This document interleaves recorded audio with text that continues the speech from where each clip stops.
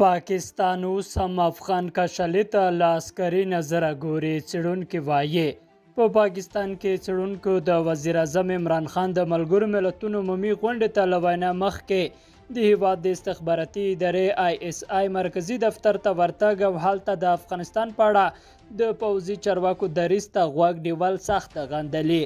څېړونکي وایي د عمران خان د عمل ښیي چې پاکستان د افغانستان کشالي ته اوس هم په عسکري نظر ګوري.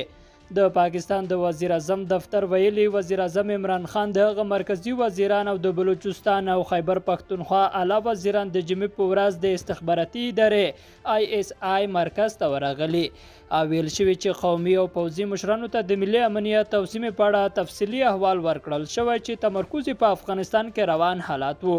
د هیواد په سیاسي او نړیوالو چارو نظر لرونکی څېړنکار ډاکټر سرفراز خان ډیوا ته وایي د عمران خان د ورتګ ښیي چې دلته د وزیر اعظم حیثیت ساده. هغه ویل باید چې د هیواد سیاسي چارواکو ته د افغانستان د اوسني وضعیت په اړه احوال د سلامتیا مشیر او د بهرنیو چارو وزارت ورکړی وای.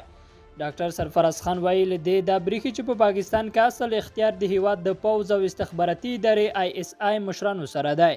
هغه وایي په قانوني توګه د استخباراتي ادارې ISI مشر وزیر اعظم ته د جواب ورکولو پابند دی او پر ځای د دې چې وزیر اعظم د ISI مرکز ته تللی وای باید چې پوځي مشران د وزیر اعظم دفتر ته ورغلي وای.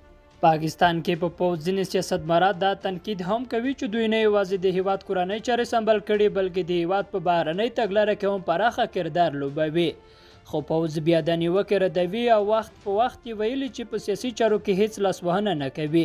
له دې مخکې چې کله طالبانو د اګست په 15مه کابل د افغانستان نورې برخې ونیولې او کابینه یې نوی اعلان کړی نو د پاکستان د استخباراتي ادارې ISI مشر جنرال فیض حمید د کابل سفر هم کړی و او دغه سفر نه یوازې په پاکستان کې د ملت پاله سیاسي ګوندونو غبرګون راپارولی و بلکې افغان ولس او د طالبانو ځینې چارواکو هم په دې انتقاد کړی و.